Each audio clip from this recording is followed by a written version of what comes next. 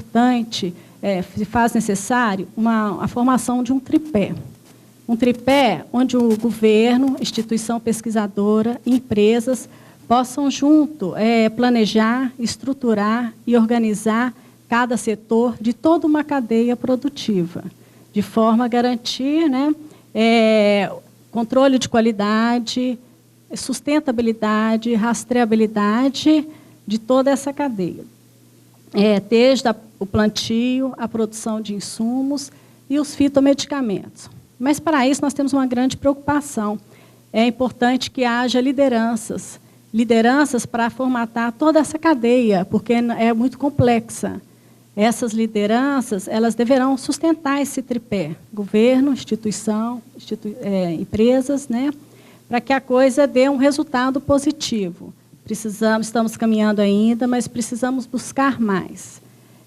Precisamos estruturar, através de liderança, toda essa cadeia, né, de forma a unir, a organizar a cadeia produtiva para que tenhamos esses fitomedicamentos vindos dos nossos biomas. Eu acho, resumindo aqui, eu acho que todo um setor, toda uma comunidade, toda uma sociedade ganha. Ganha o homem do campo, né? Ganha as empresas, ganha os pesquisadores, ganha toda uma rede. Então, por isso é importante essa união bem estruturada, bem planejada e organizada. Fabricantes de insumos vegetais para toda essa cadeia. E também a todos vocês aqui agradeço pela atenção.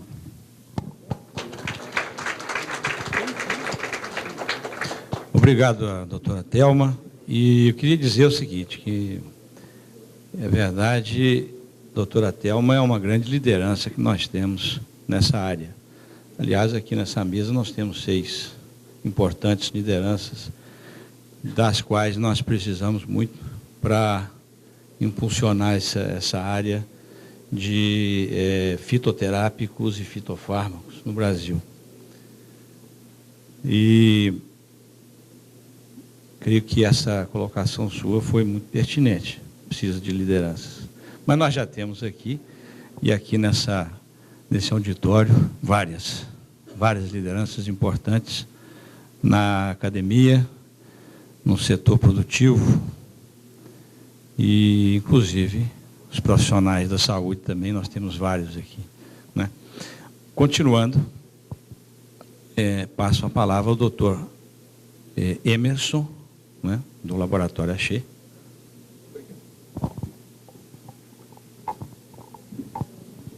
Bom dia a todos. Isso, conheço já. Bom dia a todos, é um imenso prazer estar aqui hoje representando a minha empresa, o Axê Laboratórios. Queria agradecer o convite ao Tauser, ao Glauco, à Maria Berrens pelo carinho, pelo convite, né? Eu acho muito louvável fazer esse tipo de meeting, né, para aproximar essas instituições tão importantes. E aqui a ideia hoje é dar um overview, né? A minha ideia hoje aqui seria dar um overview sobre a importância da biodiversidade para o desenvolvimento das drogas, novas drogas aqui no Brasil, e mostrar um exemplo do tipo de trabalho que a gente está fazendo no Axê.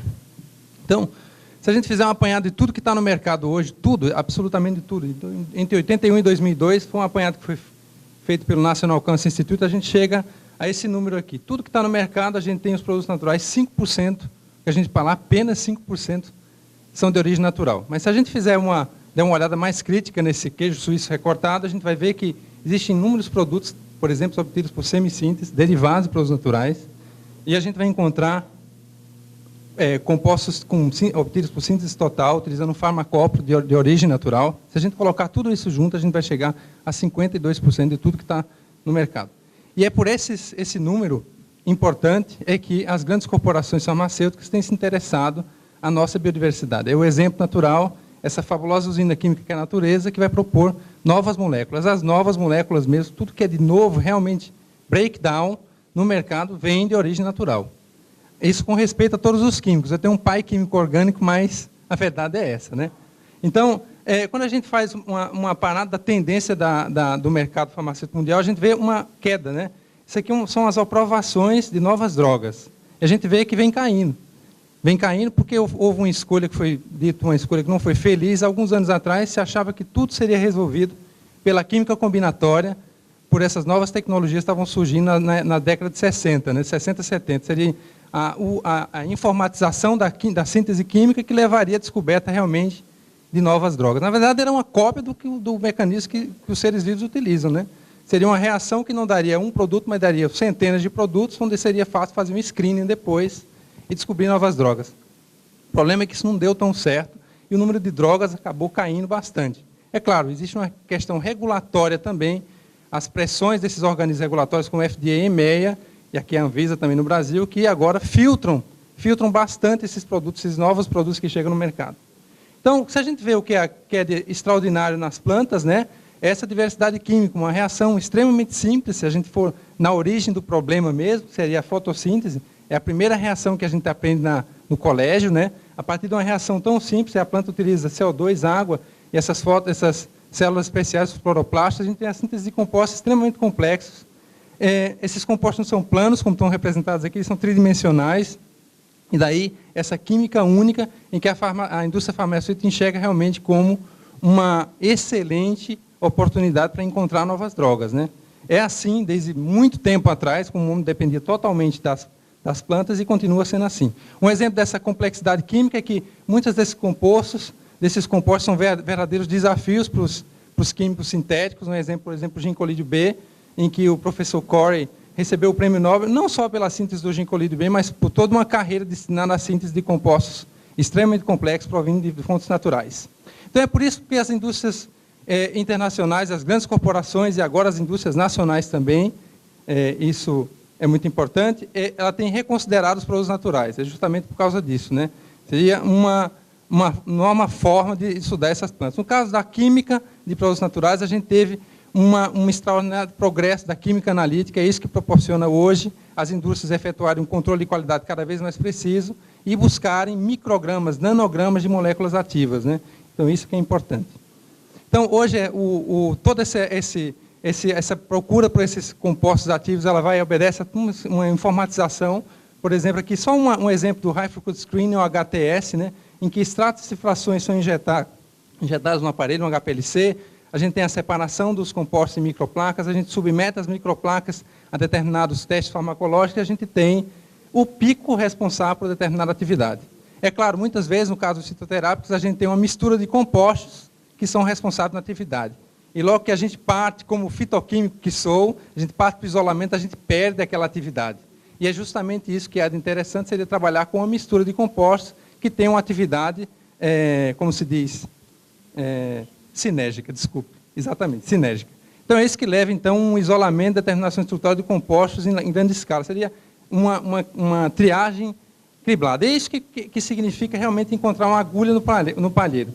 É graças a essas novas tecnologias hoje que a indústria multinacional ela tem olhado a biodiversidade de volta.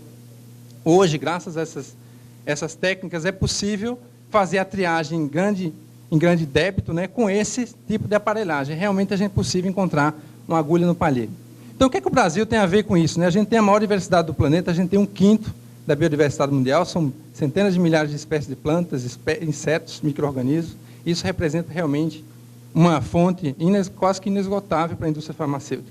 Só alguns exemplos de lançamentos que ocorreram há pouco tempo atrás, e aí da importância de toda a biodiversidade. Eu vou voltar às plantas, é só para exemplificar a importância da biodiversidade. É o caso do produto Bietá, que foi lançado aqui nos Estados Unidos, é um produto para tratar a diabetes mellitus tipo 2, é um peptídeo extremamente complexo e que foi originalmente isolado da saliva do monstro de Gila, né?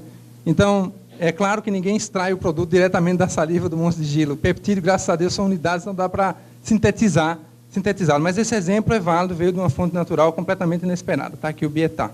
Um outro exemplo de produto que eu acho que todo mundo já conhece. Esse é o nome original. Na verdade, é a rapamicina, né? A rapamicina, esse macrolídeo aqui, extremamente complexo, que foi isolado pela primeira vez de Streptomyces hidroscópicos, né? A rapamicina tem o nome porque vem de Rapa Nui. Rapa Nui é a Ilha da Páscoa. É assim que é reconhecida a Ilha da Páscoa. Então, foi a partir desse composto, desse produto aqui, que se desenvolveu uma série de compostos importantíssimos para a indústria farmacêutica mundial, como tacrolinos, everolimus, são compostos que estão utilizados hoje em grande são grande esperança, né, para os casos de resistência, né, bacteriana e também como imunossupressor. Um outro produto muito importante que foi descoberto há pouco tempo é o Prialto, que acabou de ser lançado, que é obtido a partir dessa concha, que chama cone snail, né, um molusco extremamente venenoso, que cresce aqui em algumas regiões do Brasil, sobretudo no Nordeste, onde se isolou essa molécula complexa com zicotine. Então, o Prialto para tratar a dor crônica. Dor crônica. E é claro, então, quando a gente alia biodiversidade e medicina tradicional, junto a gente encontra isso aqui, um aumento realmente grande de encontrar essas novas drogas. Então, quando a gente alia isso a mais a tecnologia que se tem utilizado hoje na indústria farmacêutica, a gente aumenta ainda mais. E é por isso que essas grandes corporações estão de olho nos nossos biomas, né? Então, só alguns exemplos de drogas que foram desenvolvidas a partir de plantas, das nossas plantas, né? Das plantas que crescem aqui no Brasil. Um exemplo clássico, a pilocarpina. A pilocarpina, vocês vão dizer, poxa, Emerson, um exemplo tão antigo, né? 110 anos que a América utiliza a pilocarpina para tratar o glaucoma. É extremamente clássico. O que pouca gente sabe é que a pilocarpina hoje é utilizada via oral para tratar a xerostomia, que é o fenômeno de boca seca. Então, a xerostomia hoje é tratada pela pilocarpina, via oral, né? E hoje a América tem um domínio completo desse tipo de comercialização. A Centroflora hoje comprou a planta da América e hoje nacionalizou a produção de pilocarpina e eles são os líderes número 1 no mundo, né? São eles que produzem a pilocarpina para a América hoje. Isso é louvável, mesmo que um grupo brasileiro tenha tomado a iniciativa de comprar essa plataforma de estação no Maranhão, né? Que é a VG-Flora. Um outro exemplo de aplicação, a gente pensa só que aquela droga que é utilizada no modelo natural, ela só tem implicação na saúde pública mesmo, ou seja, para tratar uma determinada doença. No caso da pilocarpina, um professor Esper Cavalheiro desenvolveu, por exemplo, um modelo reconhecido e premiado no mundo inteiro para tratamento da epilepsia, né? Hoje é possível fazer screening de droga antiepilética graças a esse modelo do professor Esper Cavalheiro, que utiliza a pilocarpina para induzir a epilepsia em animais. Então, outro exemplo clássico, a tubucurarina, não vou nem descrever, a tubucurarina é extremamente conhecida, nos anos 40 já, né? Mas a partir da tubucurarina se fez uma melhora na molécula. A tubucurarina hoje está em desuso, né?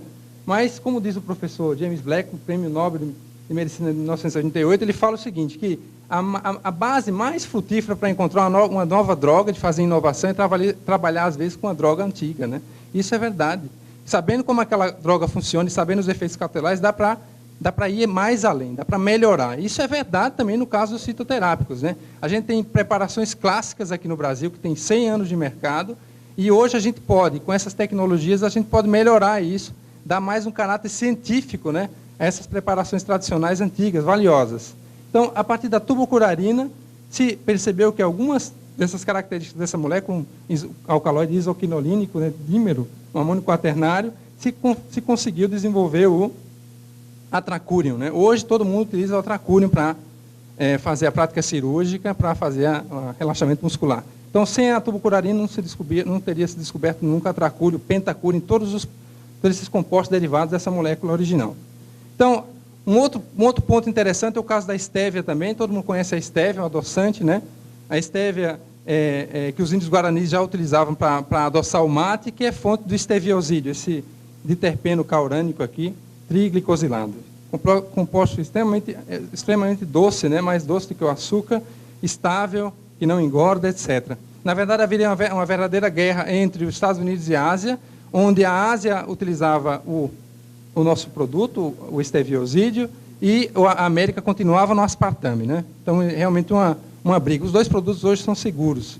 O que pouca gente sabe, por exemplo, é que está havendo uma verdadeira guerra entre a Coca-Cola e a Pepsi-Cola para quem consegue os direitos de comercializar o esteviosídeo. Então, o esteviosídeo dessa planta brasileira vira agora commodity internacional, em que a Ásia domina essa produção. Não é mais o Brasil líder de produção de esteviosídeo. A gente tem algumas usinas aqui no Brasil, mas quem domina são os chineses e os japoneses. Então, isso nos escapou completamente a nossa economia, né? Então, todo mundo esquece também desse potencial aqui, os frutos brasileiros completamente exóticos. Quem vai para Nova York hoje toma alguns coquetéis aí, com açaí, né? O açaí virou novidade, virou uma coisa extremamente conhecida. Nos supermercados na Europa também você encontra o açaí para beber em produtos cosméticos, né? Não sei se vocês conhecem essa planta aqui, Feijoa celoviana. É uma planta brasileira que cresce no sul do país, é uma mirtácea, né? da família da goiaba, não é uma goiaba, é bem próxima. Bem, esse produto foi levado para a Nova Zelândia, há mais ou menos uns 20 anos atrás, e ele é fonte de mais de 30 produtos que o neozelandês exporta para o mundo inteiro. Licores, existe até um festival, Feijoa Festival, lá na Nova Zelândia. Isso é o tipo de exemplo de coisas que nos escapam, né? Do ponto de vista da Convenção Biodiversidade, está claro, já foi tratado pela minha colega lá da Centroflora, brilhantemente, né? E a gente vê que realmente o problema é esse, é que todo mundo vem aqui, todo mundo se aproveita e a gente não consegue se proteger. A lei de patente, do ponto de vista industrial, ela não é fácil, porque o fato da gente não poder patentear um extrato de uma planta, e sim só a metodologia com que a gente obtém esse extrato, isso é fragilidade. Eu acho que os americanos e os europeus riem da gente, porque a gente faz uma grande descoberta, a gente patenteia um determinado extrato para uma determinada atividade, mas a gente não pode patentear o princípio ativo. A gente só patenteia a metodologia para utilizar aquele princípio, para obter aquele princípio ativo. Essa patente é publicada, e o que acontece? As indústrias internacionais, elas pegam aquilo ali e vão trabalhar em cima, vão fazer um derivado hemissintético, vão conseguir outras formas para chegar naquele composto-alvo, né? O problema é que a gente é completamente desprovido, desprotegido mesmo, né? Nós temos uma situação realmente difícil quanto à regulamentação patentária nesse país.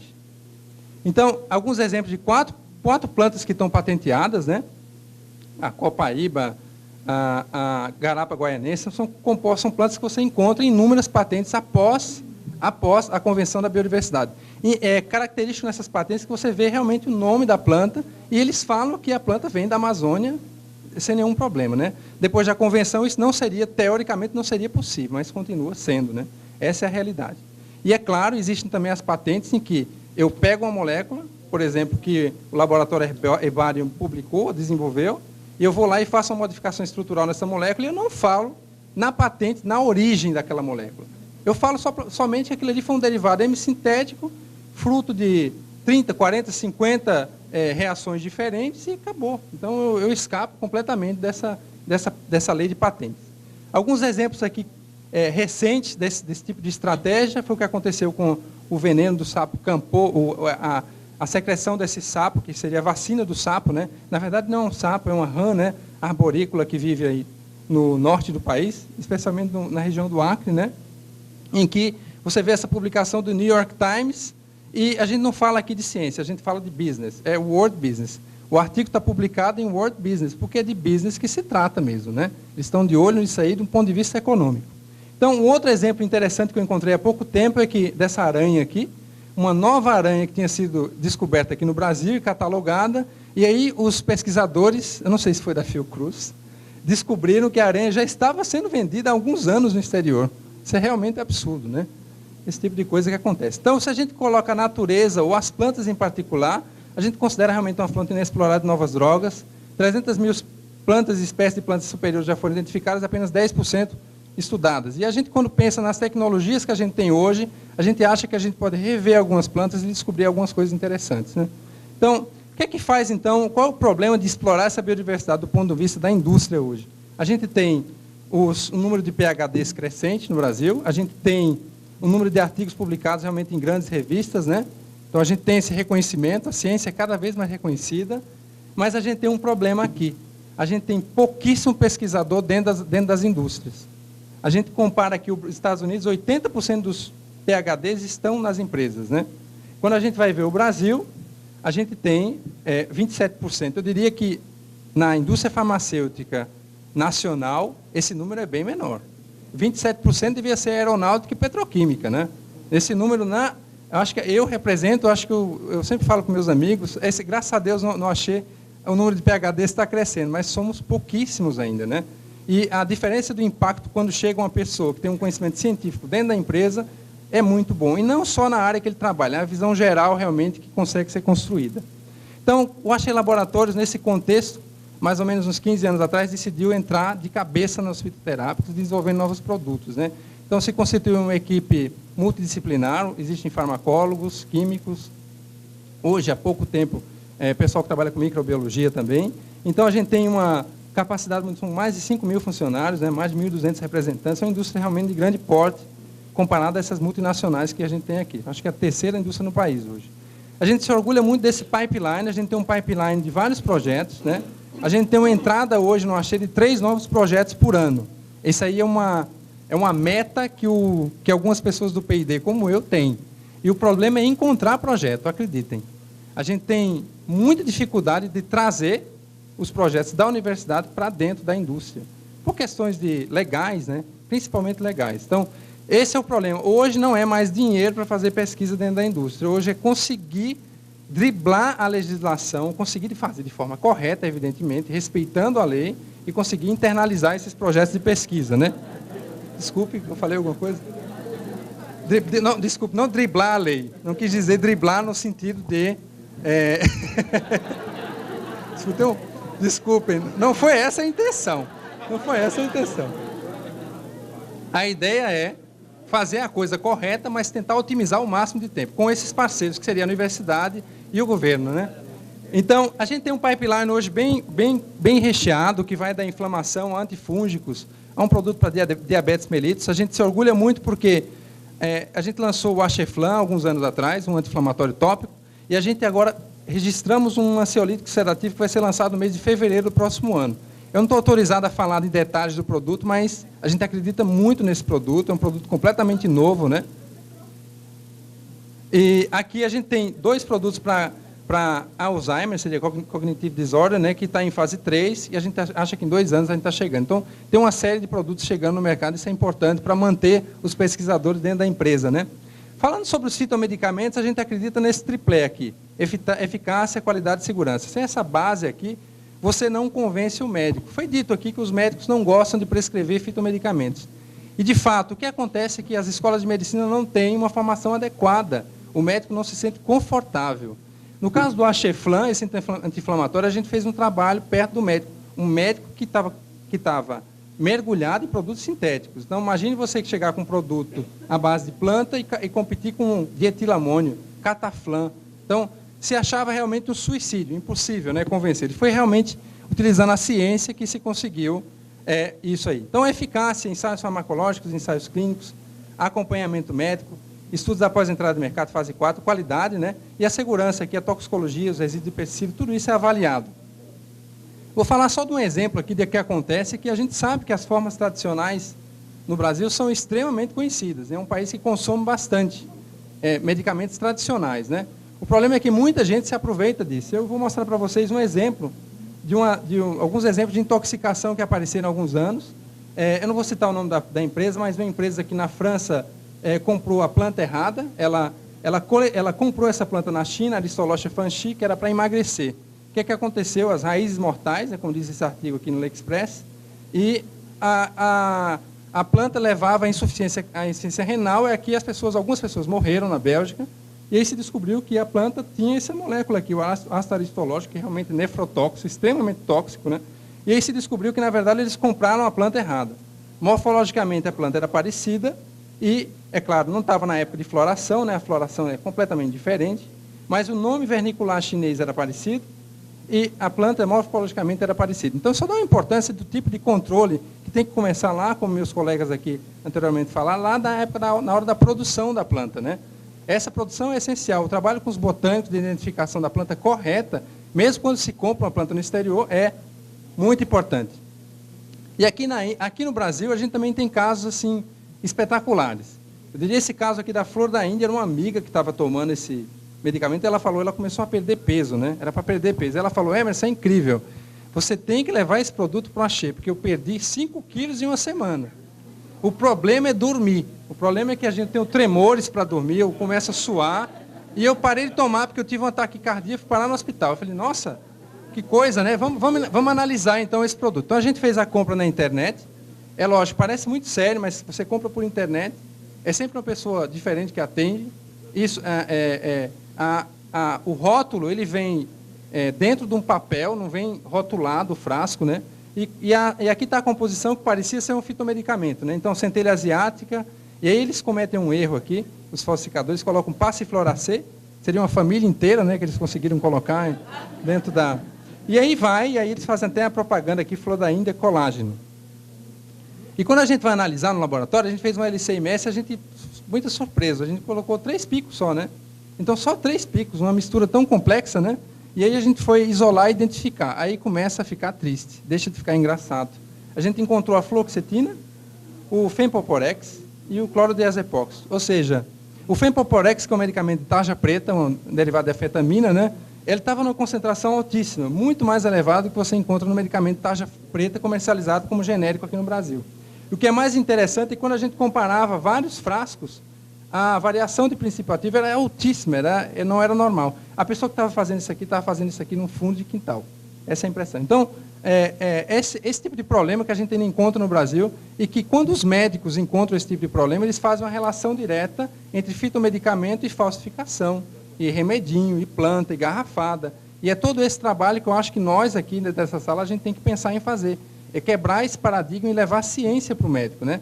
E com a ciência que o médico vai prescrever os produtos. Então, a preparação do medicamento é extremamente complexa, que todos sabem aqui já, né? A planta se encontra um extrato ativo, se faz ensaios farmacológicos em vivo e in vitro, se estuda o extrato ativo, se faz a identificação dos princípios ativos quando é possível, se faz uma estandarização química que a gente chama de fingerprint, até você chegar num produto padronizado.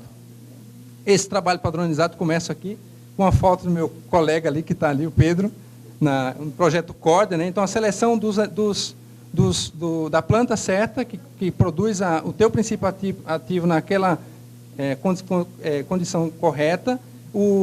A gente não pode utilizar pesticidas, metais pesados, a gente tem que ter um controle absoluto da matéria-prima até a produção do produto, né? Esse aqui foi um dos primeiros produtos que eu achei desenvolver nessa linha, a corda vermenácea, o Acheflan, acho que todos conhecem, é um anti-inflamatório tópico. O que é muito legal nesse produto é ver esse gráfico aqui, ó. Aqui foi a chegada do produto no mercado, um mercado que só tinha sintéticos, né? Então a gente chega ao Acheflan, e o Acheflan, ele tinha na época, em 2007, 40% do mercado de prescrição.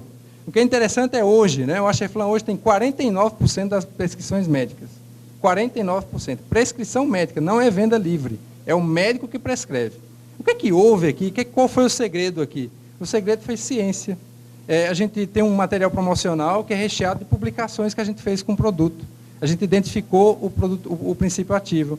A gente fez estudos em animais mostrando mecanismos de ação. Então, era isso que o médico precisava ter para acreditar no produto e prescrever. E a gente tem uma venda hoje de 80 mil unidades mês, né? A gente lançou o Acheflan Aerosol e isso aqui virou uma verdadeira plataforma. Eu acho que o desafio maior hoje, o produto está entrando em fase 1, o próximo ano é o oral. Um medicamento tópico, a gente costuma falar que a gente tem um nível, né? O nível é tópico, realmente é superficial. Quando a gente vai para o oral e que a gente administra de uma forma sistêmica a droga, aí a coisa muda, fica muito mais séria e muito mais complicada de fazer. Então é por isso que a gente está levando bastante tempo e a gente está entrando com muita luta no fase 1, ano que vem, para o desenvolvimento do oral. A gente não faz isso sozinho, a gente tem várias parcerias no Brasil inteiro. Eu achei esse orgulho de todas essas parcerias aqui, que vão da Universidade do Pará, Federal do Pará, até a Universidade Federal do Rio Grande do Sul. Nós temos financiado pesquisa nesse país e temos feito pesquisa aplicada com esses centros de pesquisa no Brasil inteiro, né? Nosso grande desafio está aqui. E eu acho que eu falei disso tudo para chegar nesse slide aqui. Seria como fazer, então, essa parceria, né, do governo com a universidade, com a indústria. 3 mundos completamente diferentes, com cronogramas de trabalho completamente diferentes, né? Isso aí não é fácil. Eu diria que esse é o maior desafio. Primeiro, com a universidade. A universidade, a gente faz 2 divisões. Não achei, algumas pessoas não aceitam, algumas pessoas aceitam esse tipo de parceria. Então, a gente acredita que pode haver um serviço técnico ou realmente uma colaboração científica. O que seria um serviço técnico? O Axê está precisando de um teste antioxidante, por exemplo, com um determinado protocolo já pré-estabelecido e publicado. O laboratório detém aquela tecnologia, a técnica, não a tecnologia, a técnica de fazer o estudo antioxidante. Então, eu pago, eu faço do pesquisador um consultor, eu pago pelo serviço técnico. Então, o pesquisador ele não sabe do que se trata, ele vai receber codificado, ele vai fazer uma análise, quem vai analisar os dados sou eu. Então, isso a gente considera isso aqui uma parceria técnica. A parceria científica seria utilizar o know-how da universidade, ou seja, uma descoberta que foi feita na universidade e que vai passar para a indústria. E aí a gente acha que se trata de uma nova tecnologia, royalties e para os pesquisadores e instituição, além do pagamento pelo trabalho realizado. Então, a gente faz uma diferença muito grande, que às vezes não é bem aceita, existem opiniões diversas, às vezes não é aceita pela universidade. O que é uma pena, porque isso aqui pode levar dinheiro para a universidade imediato e para simplesmente manter-se os laboratórios, né? É assim que trabalha a Europa, é assim que trabalha os Estados Unidos. Então, outra coisa também interessante seria a lei da inovação. A lei da inovação foi muito boa, eu diria muito boa, porque aumentou realmente o número de PhDs na indústria, se criou um meio em que o pesquisador poderia ter um papel da indústria. Isso aí foi fundamental, isso aí está acontecendo de fato. O único problema que a gente tem é a chamada pública. Ou seja, eu tenho um pesquisador da UFRJ que tem um produto interessante, eu quero trazer esse produto, eu quero transformar aquele produto, aquela pesquisa, em um produto. O que acontece? Eu tenho que fazer um edital. Eu tenho que fazer um edital público, colocando toda a tecnologia, abrindo detalhes da tecnologia num diário oficial, e aquilo ali vai para leilão. E o foco da indústria farmacêutica é o segredo. Esse é o problema. É que a chave para a gente, em matéria do concorrente saber que eu tenho um produto, que aquele produto tem aquele perfil, que ele provavelmente, naquele momento de segmento, ele vai ser desenvolvido e vai chegar daqui a 6 anos no mercado, acreditem, os concorrentes, as multinacionais, elas se preparam para aquela chegada. Elas vão direcionar a pesquisa delas para aquele tipo de produto. Elas vão quebrar o preço do produto em que você vai concorrer. Às vezes ela vai baixar só para matar o teu produto na entrada, naquele momento que você está entrando no mercado. Então, isso é uma realidade que a gente acha que tem que haver uma facilidade nessa transferência de tecnologia, tem que se pagar o preço justo, mas em segredo. Eu não sei como isso aí poderia ser arquitetado com o governo, mas deve-se pagar os preços justos. Ninguém está pedindo aqui pichincha, não é isso. Mas o foco da gente é o segredo. O segredo é a alma do negócio. Então, obrigado pela atenção, acho que foi um pouco longo.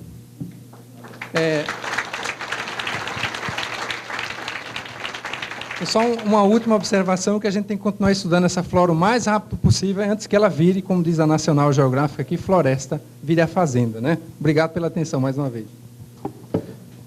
Muito obrigado, doutor Emerson do Axê. E realmente ele colocou um dado interessante. Nós estamos, o setor de produtos naturais é 52%, tá, em maioria. Então nós estamos com a força toda.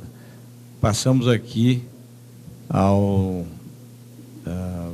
doutor... Onde é? Onde que você está aqui? Ah, tá.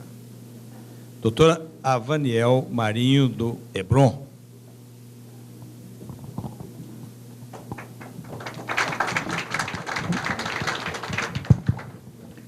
Falar por último me traz algumas vantagens e também alguns desafios. Acho que vantagens mais para vocês, que eu vou ser o máximo sucinto possível, para não ser também repetitivo, porque muitas das coisas que eu teria para falar, os meus colegas que me antecederam já falaram.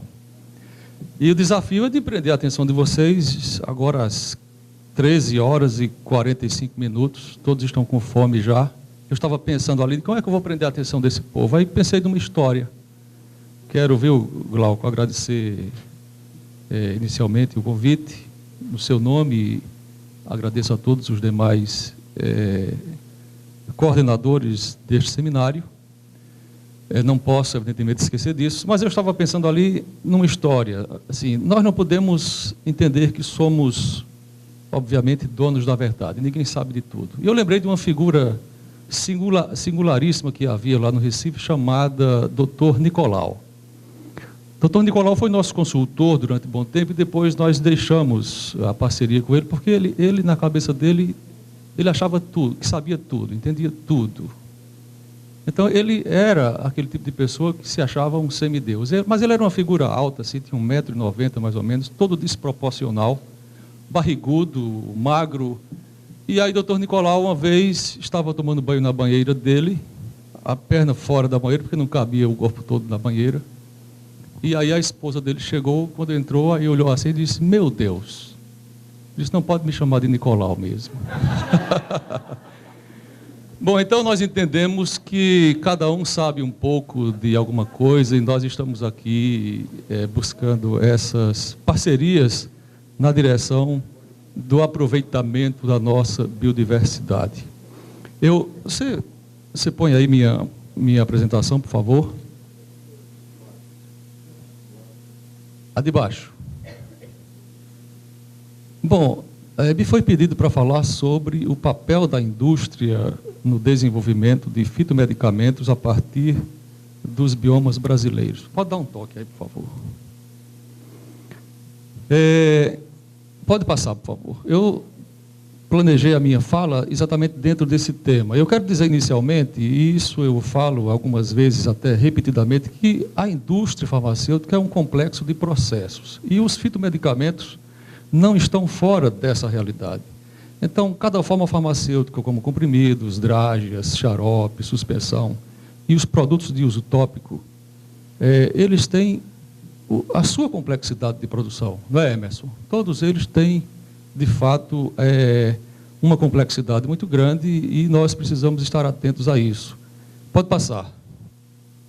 Talvez esse slide aí sintetize o que eu tenho para falar para vocês. Ou seja, qual é o papel da indústria farmacêutica no desenvolvimento dos fitomedicamentos, a partir dos biomas ou da nossa biodiversidade. Aqui na ponta está a indústria.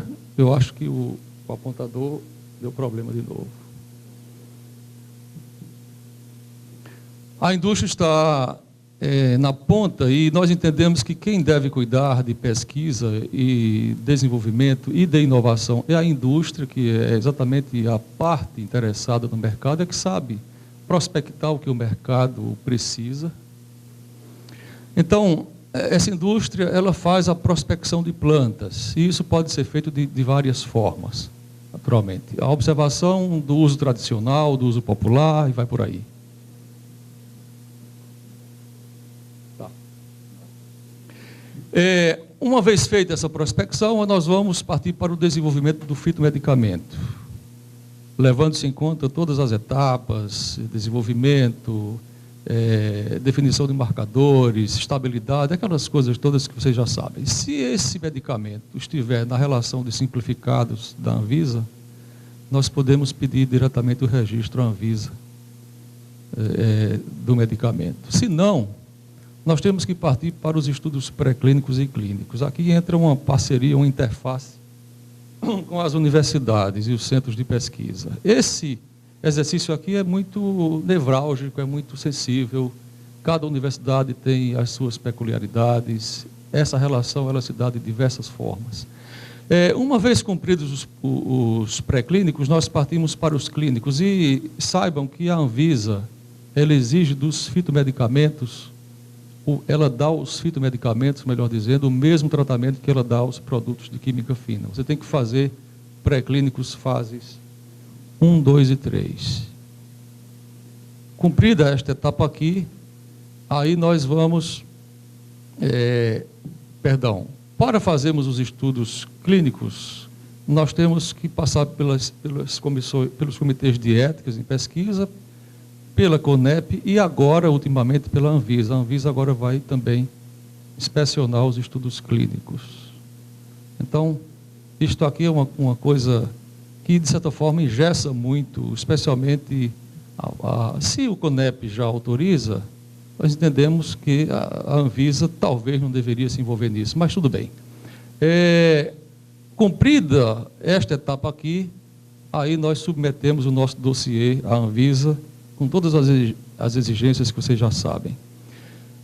Eu acho que o papel da indústria está exatamente em poder organizar, ou dirigir, ou ter competência para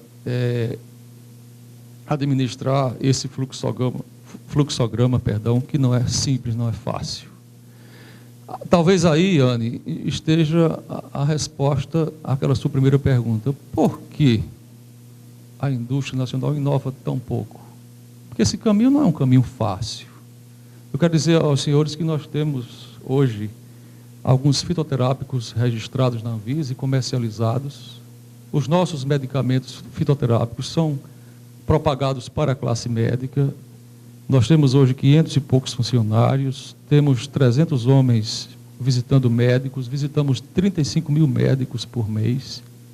E esse exercício, obviamente, é um exercício de marketing complexo, porque, como disse Emerson, os médicos prescrevem fitomedicamentos, mas eles precisam ser convencidos de eficácia, segurança e qualidade, obviamente. Cadê os estudos clínicos desse produto que você está me trazendo? Mas muito bem. Então, dá outro toque aí, por favor. O papel da indústria é de pesquisar e de ter competência para administrar esse arcabouço aí. Pode passar. Agora eu quero dizer para os senhores e para as senhoras que nós nunca estivemos num momento tão apropriado. Nós despertamos para a nossa biodiversidade, além dos fitoterápicos, há os produtos biológicos, que também têm um potencial muito grande. Pode dar outro toque. Precisamos entender que há uma qualidade inegável dos nossos mestres e doutores nas universidades. Eu, em João Pessoa, mostrei um slide que aponta que 50% mais ou menos dos doutores e mestres das universidades têm afeição, estão afeitos à nossa área, têm relação à nossa área, mais ou menos 50%. E estamos aprendendo a nos aproximarmos das universidades. O pesquisador brasileiro passa a entender que essa interação com as universidades é importante para produzirmos riqueza, para pesquisarmos e devolvermos à sociedade o investimento que ela faz na própria universidade. Talvez aí, Anne, também esteja uma das razões por que se patenteia tão pouco no Brasil. Como você e Emerson disseram, há alguns vieses no INPI, talvez seria interessante trazer o INPI para o próximo seminário, não sei, para discutir isso com eles. Eu depositei uma patente há 10 anos atrás, e agora eu recebi uma exigência de uma patente que eu depositei há 10 anos atrás. Nós temos 14 pedidos de patente depositados no INPI. Não existe patente de fitoterápico no Brasil assim, existe depósito de pedido de patente. Não existe patente. O sujeito deposita o pedido, diz, está patenteado. Não está patenteado, ele fez o depósito do pedido de patente. E o INPI demora mais ou menos 8 anos para analisar um processo. Está se modernizando, a gente sabe que a coisa está caminhando e tal, mas é preciso discutir isso mais, com mais detalhes no INPI. Pode passar. Bom, então, para finalizar, Glauco, eu montei a minha programação, eu vi que havia 6 participantes, então eu dividi o meu tempo em 15 minutos, mais ou menos. Certamente eu teria mais coisas para falar. Mas, na condição de poeta, eu quero finalizar trazendo um poema que eu fiz, intitulei de Árvore Transgênica. Isso é um sonho utópico de poeta. Algum dia do meu calendário virgem, vou plantar um pé de amizade. E quero fazê-lo de manhã cedo, no mundo, qualquer país ou cidade, e talvez me decida pelo solo cubano. A muda, enxerto de bom senso, virá do Iraque em navio americano. Um jovem russo me ajudará a cavar. Um japonês calculará a profundidade. A Europa enviará um ecologista, a África um negro livre, agrônomo. Algum dia do meu calendário virgem, verei brotar essa árvore da amizade, embora cresça devagar do chão. Dá outro toque aí, por favor. O perdão será a chuva a regá-la, a compreensão o sol a alimentá-la. Essa planta produzirá poemas para todos. Os homens serão amigos do verso e confundir-se-á pieguice com razão. Obrigado, pessoal.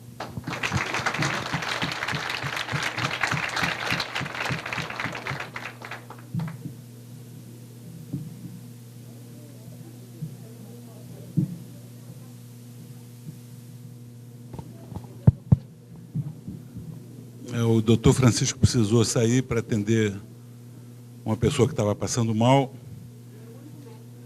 e, no momento, era o único médico disponível. Hein? Mas ele estava bem aqui. Né?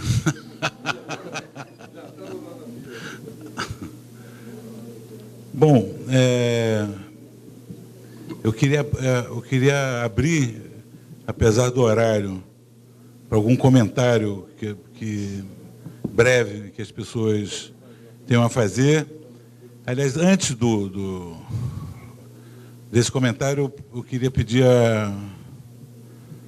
a Maria para dar uns avisos.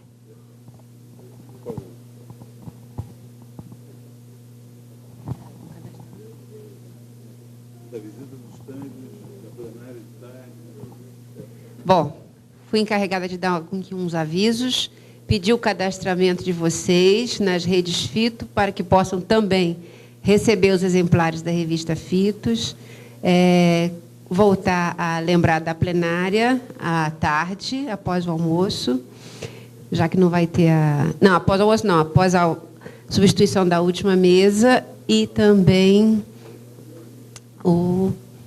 Essa última mesa vai se juntar com a mesa de amanhã. Isso, essa mesa, então, se junta com a mesa de amanhã, por ausência de alguns participantes.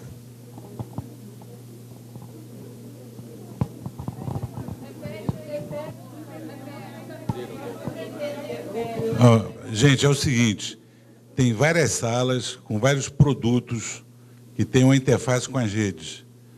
Então, lá no subsolo -1, tem uma que está lá no 0. Então, é importante o pessoal visitar o portal, se inscrever para receber as revistas Fito, que estão sendo produzidas pelo Núcleo. Tem um sistema interativo de pesquisa das 71 espécies. Tem uma outra sala que fala da plataforma agroecológica. É interessante conhecer e interagir com esse trabalho. É só uma lembrança. Como também tem uma outra sala que fala do curso de gestão, de pós-graduação, etc. O outro aviso é que vai ter uma plenária hoje, no final dos trabalhos, para a gente tentar concluir a discussão que não conseguiu ser concluída ontem e já preparar um final feliz para a construção do documento amanhã.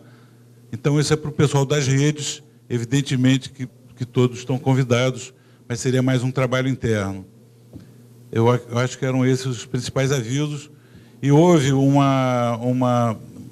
muita confusão também com a mesa prevista com os prefeitos. Havia uma reunião em Brasília, houve problema de voos e todos os outros passaram também. Então, a gente está convidando a pessoa que vai estar representando essa mesa para se juntar na mesa de amanhã, de forma que isso vai tentar compensar um pouco o tempo também da parte da tarde. Posto isso, eu queria abrir um pouco para algum comentário, agradecer mais uma vez a exposição brilhante, objetiva e bastante animadora. Eu queria pedir aos palestrantes a licença de veicular as apresentações no portal da rede também. E é isso, queria abrir a participação. Por favor, doutor Gilberto. Congratular com vocês, a Fiocruz, o Farmanguins, e particularmente também pela essa iniciativa tua, Glauco, de realizar esse evento, e eu fiquei realmente com algumas colocações aqui já nessa mesa, que são provocações interessantes, particularmente colocadas por Vânia e depois por Emerson, e que amanhã terei a oportunidade, então, de comentar com um pouco mais de detalhe. Isso diz respeito, numa pequena síntese, ao que o Emerson colocou, que é o papel do governo, das entidades de pesquisas, que no MCT nós chamamos de ICTs, de uma maneira geral, não é? E da indústria. Então, esse aí é um papel que você, com as suas críticas, né, observações feitas, pelo menos nesse momento aqui, e eu não estou querendo retardar, até porque há um tempo aí para o almoço, a gente não pode ficar mais nesse nível de glicemia que a gente deve estar nesse momento, senão podemos ter outros atendimentos aqui, realmente.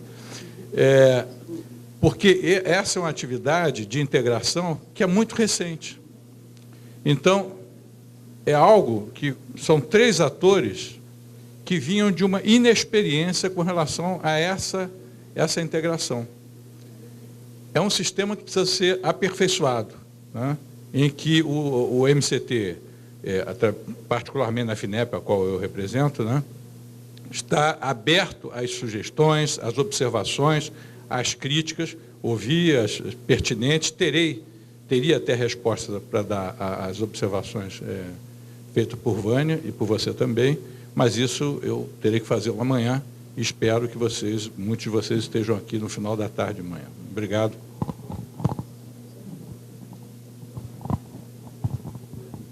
Doutor Tabaque. Bem, em princípio, de início, eu gostaria de agradecer a todos os participantes da mesa, vamos dizer assim, a beleza do que vem sendo feito aqui no Brasil nessa área, que há muito tempo precisa do impulso que vem sendo dado hoje, né? Em primeiro lugar, gostaria de fazer uma menção ao que foi dito pela representante da Cetroflora. Nós temos agora, recentemente, foi publicada a RDC 57, que tem a ver com farmoquímicos. E ela vai exigir, ou ela exige, na realidade, o registro de farmoquímicos para que eles possam ser utilizados no Brasil. O que isso significa? Isso significa que nós vamos ter a regulação sanitária, né? E, obviamente, a econômica vai caber a outra área do governo. Então, quando é dito que, vamos dizer assim, extratos, talvez não, que a qualidade não é absolutamente igual, né, ao extrato nacional, a área de farmoquímicos passa exatamente por esse mesmo tipo de problema. Não é privilégio da área, né, fito, né? E, felizmente, nós conseguimos chegar, né, a uma forma de controlar essa diferença, né? Quer dizer, o que a gente quer é isonomia. Nós não queremos, vamos dizer assim, proteção para o Brasil. Nós queremos isonomia, né? Pois não. Bem, com relação a herbário, né, na realidade, a capacitação para serviço existe. A capacitação no Brasil existe, sim. O que nós temos que fazer é achar essa capacitação e fazer uma mudança de mentalidade. Porque, infelizmente, ainda existe, dentro da universidade, muita gente que acha que você fazer serviço para a empresa ou fazer parceria com a empresa, que você está se prostituindo. E que isso aí não cabe à universidade. O que é uma falácia, né? Quer dizer, isso é um absurdo pensar. Então, nós temos que buscar aqueles que fazem para tentar mudar, né, essa mentalidade. E nós temos um problema muito sério, né, com relação à publicação, né, vamos dizer assim, no Brasil, de um modo geral, né, eu estou passando por isso agora.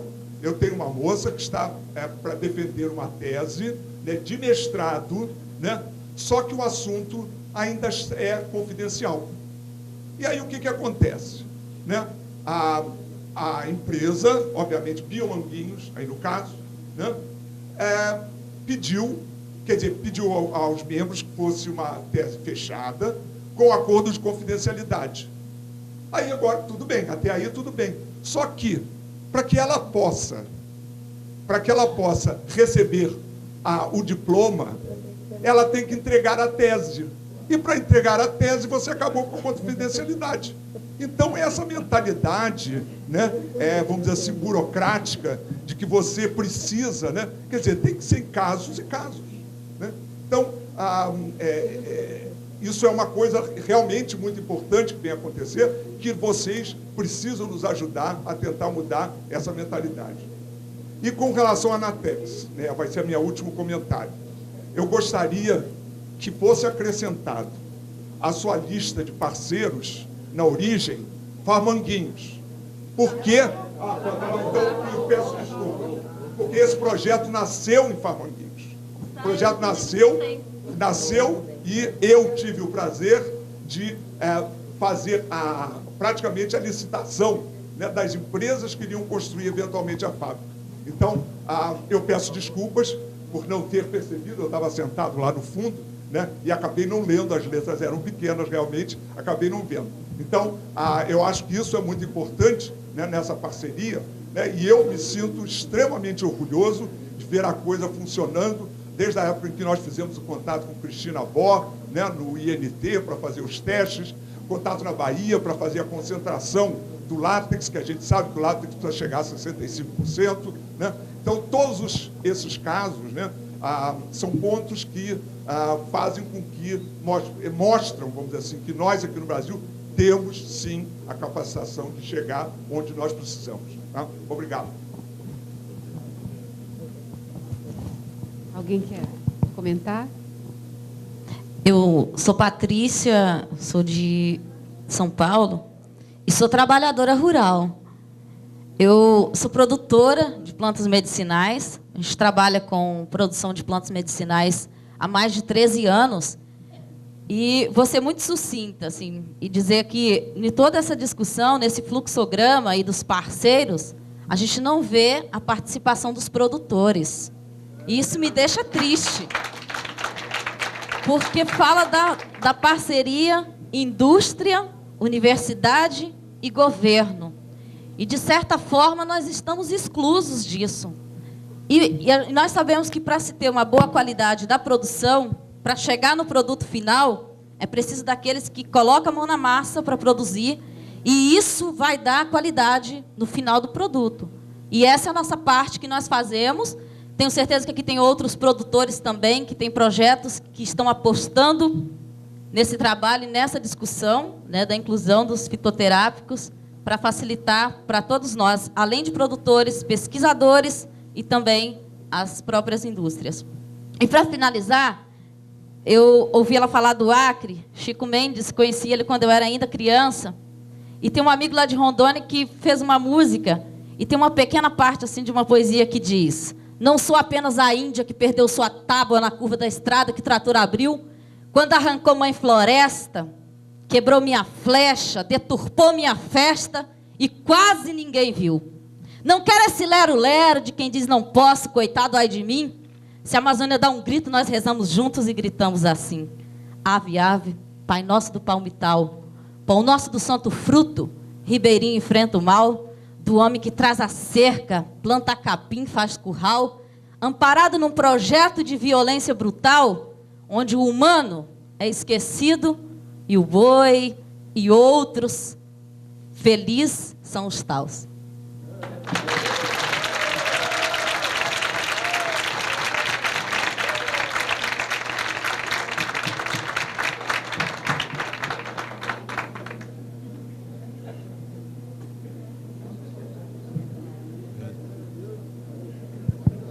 O Avanel quer fazer um comentário, e depois mais um, talvez o Rainer queira fazer um. Eu queria fechar as inscrições para a gente almoçar. Eu quero dizer, viu, Patrícia, que eu fui, assim, de certa forma, comprometido com o horário, mas eu iria falar nisso. A propósito, dar um exemplo lá de uma cidade do sertão pernambucano chamada Itacuruba, incrustada lá no sertão pernambucano, que nós conseguimos mudar a realidade daquela região. Uma região que plantava inicialmente maconha, permitam-me dizer, não é nenhum demérito, afinal de contas, em Israel agora estão plantando maconha com fins terapêuticos, né?